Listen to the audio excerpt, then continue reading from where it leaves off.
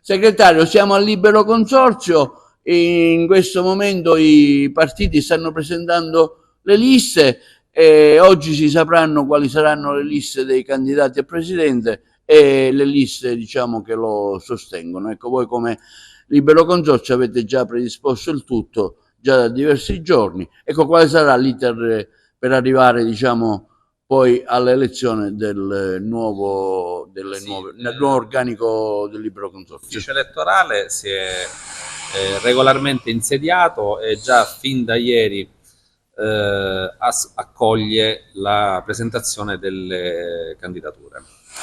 Sino alla giornata di ieri, domenica 6 aprile, non era pervenuta nessuna candidatura. Quindi si presume che entro oggi venga completato l'iter. Entro le ore 12, in particolare di oggi, si aspettano le candidature non solamente dei consiglieri, dei futuri consiglieri provinciali, quindi le varie liste dei partiti, ma anche le candidature di quello che sarà il presidente della provincia.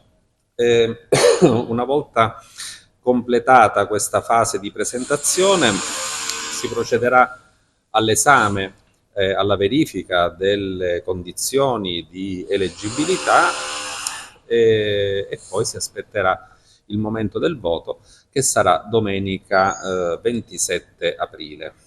Le operazioni, ricordo, si chiuderanno alle ore 22 di domenica 27 aprile e lo scrutinio avverrà, lo spoglio avverrà il giorno successivo, lunedì, con inizio alle ore 8, quindi nella giornata di lunedì 28 aprile avremo finalmente i nuovi organi, il nome del nuovo presidente e del nuovo consiglio provinciale, che finalmente riempirà quest'aula consiliare. Ci troviamo nell'aula Giglia della provincia, che è miseramente vuota da 12 anni e che veramente merita di essere riempita dalle forze politiche che diano maggiore impulso a questo importante ente.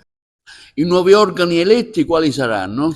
Allora, in base alla nuova normativa avremo 3 organi principali: il presidente, poi l'assemblea dei sindaci, che attualmente comunque esiste, è l'assemblea costituita da tutti i sindaci dei comuni della provincia, che avranno il compito di deliberare sugli atti fondamentali, statuto, bilanci, conti consuntivi.